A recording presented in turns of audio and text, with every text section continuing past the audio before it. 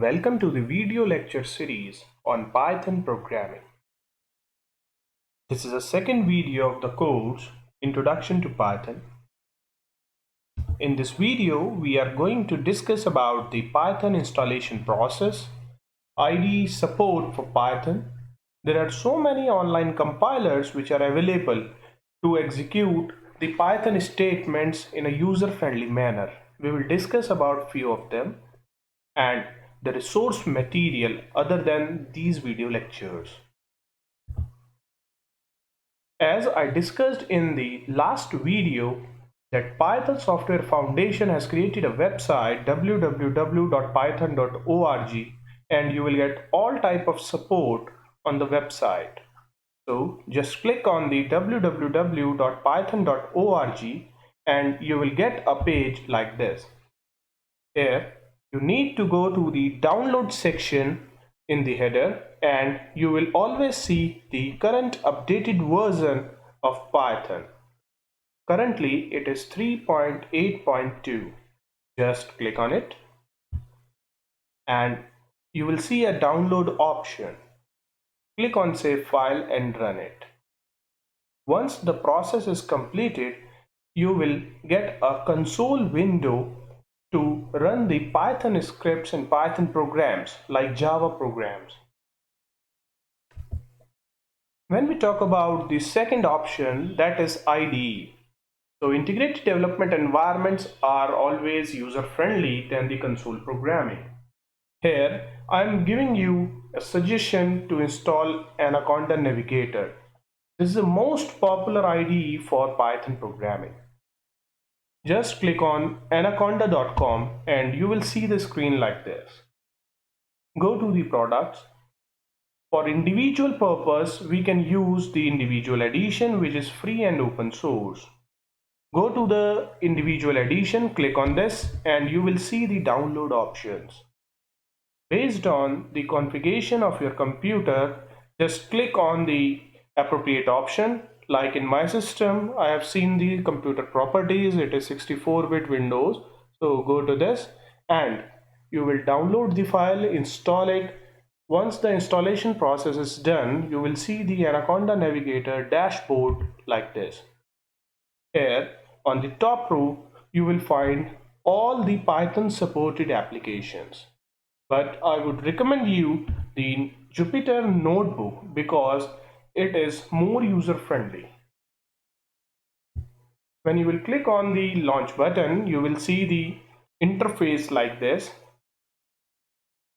Just click on the new button if you are new to the Python and click on Python 3. If you have compiled some files earlier, then you will see all the files here. Just click on Python 3 and you will start your coding. Believe me, this is very interactive interface and you just need to write the code, click on the run button and you will see the output.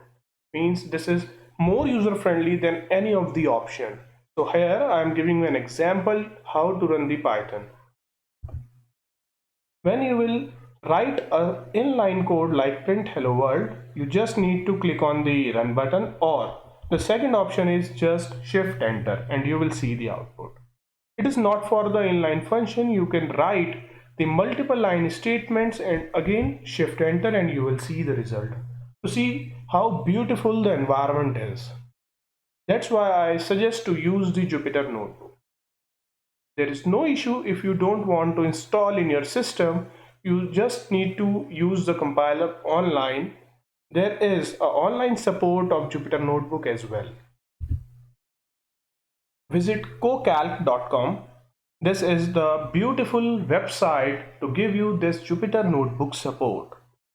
No sign-in required. Just click on the Run Jupyter Now and you will see the screen like this. You need to do the formality like create the project, choose the appropriate language. So here just write the name of the new project. If there are some existing projects made by you, then it will show you here without the sign-in option. And just going to go to create button and choose the Python and you will see the screen like this. This is similar to the Jupyter Notebook which is available offline with Anaconda Navigator. And similarly, you can write the code and run it. Apart from Jupyter Notebook, I would recommend to use the Replit.it. It will also provide a good environment to write the scripts and run on the same screen. Here, you have to visit the Replit.it, and on the home page, you have to click on the language Python. Once you will click on the Python, you will see the environment like this. Here, you have to write the code and click on Run button, and you will see the output like this. To see how easy the compilation and the process of Python is, I'm going to discuss one more online compiler which is available at pythonanywhere.com. For this, you have to create an account. Once you have created an account, this which is totally free, you have option to use the multiple Python console based on the version. Like I have shown here, the 7, this is 2.7, 3.7 and 3.8.